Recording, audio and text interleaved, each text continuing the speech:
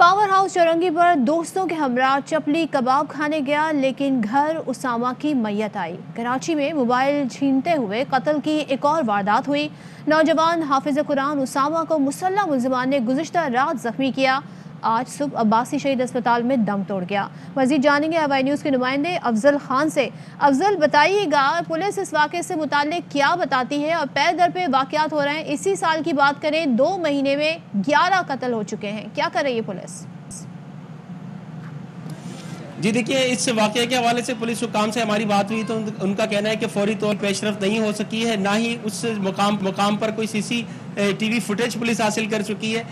ताहम ये जो वाक़या पेश आया था, उसामा को सुपर्द खाक कर दिया गया, लेकिन अब उसके इलाके में, उसके घर में सफ़े मातम बिछी हुई है। मेरे साथ है उसामा के भाई नदीम। आप उसामा के बारे में बताएं कि क्या वाक़या पेश आया था, आप लोगों को क्या इत्तला मिली कल?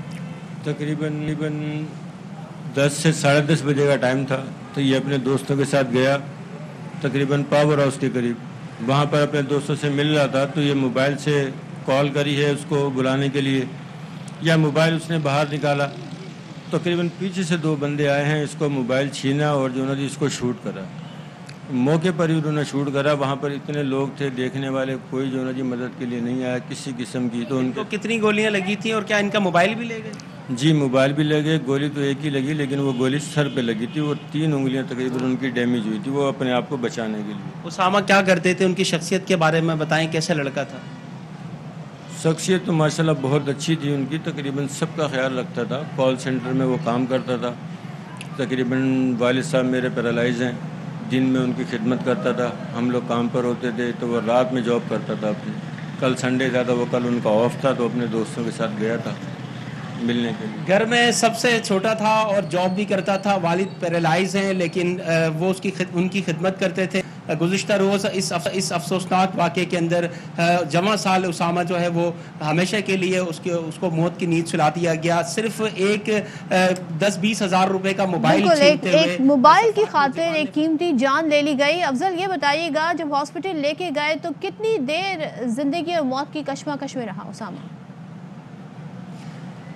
उसामा के भाई से ही पूछते हैं। आप ये बताइएगा नदीम साहब, कितनी देर जो है वो जिंदगी मौत की कशमकश में रहे, उसमें कितनी देर ज़ेरे इलाज रहे? तकरीबन ये 10 साढ़े 10 बजे से लेकर तकरीबन सुबह 4 बजे तक यहाँ से गए। ये लोग बच्चे थे जो उनके दोस्त थे, यंग थे, तकरीबन 16, 17, 18 साल के, 20 साल के। तो उनके वैसे हाथ पैर फूल गए तो ये लोग लेकर गए एम्बुलेंस में अब्बासी शहीद। वहाँ उन्होंने इनको जवाब दिए, उन्होंने इसका कोई ट्रीटमेंट नहीं किया, इन्होंने वापस भेज दिया। फिर ये वहाँ से आए ज़ियाउद्दीन जब पहुँचे तो हमारे पास तब इत्तला आई है, तो हम लोग तब वहाँ पर गए थे। तो वहाँ इनकी फ़र्स्ट एड करी है। फ़र्स्ट एड के बाद फिर हम लोग इसको ट्रामा सेंटर लेकर गए।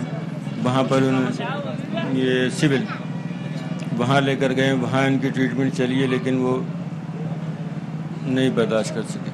बिल्कुल, देखिए कि एक मरतबा फिर इस वाक़े के अंदर भी जो है वो जो हुकूमती इदारे, सरकारी इदारे, सरकारी अस्पतालों की नेगलिजेंस सामने आ रही है। इनका कहना है कि पहले उसके जो उसामा के दोस्त थे वो उन्हें अब्बासी शहीद अस्पताल ले गए, उसामा को शदीद ज़ख्मी हालत में, लेकिन अब्बासी शहीद अस्पताल में उसको इलाज नहीं किया गया और उसे वहाँ से ले जाने का कहा गया।